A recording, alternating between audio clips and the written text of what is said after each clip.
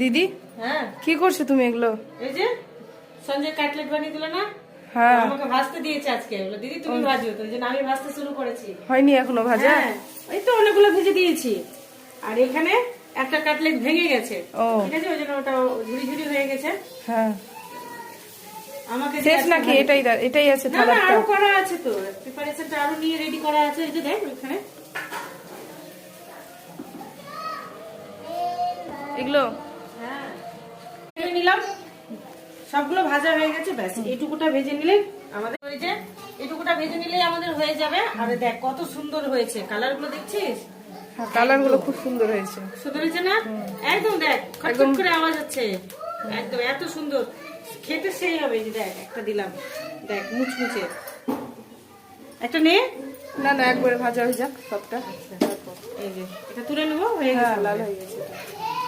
কেমন লাগছে? দেখতে তো খুব সুন্দর লাগছে, খেতেও খুব সুন্দর লাগবে। খুব সুন্দর লাগবে। এটা হচ্ছে ফিশ কাটলেট। এর আগে হচ্ছিল চিকেন কাটলেট, এবার হয়েছে ফিশ কাটলেট। সে অসাধারণ।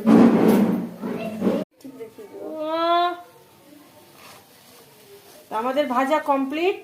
লাস্ট অ্যাক্সিডেন্ট হয়ে গেল একটা।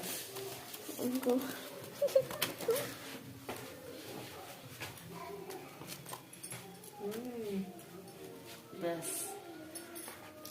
আমাদের ভাজা কমপ্লিট। তো এই হয়েছে আমাদের পাক্কো ফিশ কাটলেট।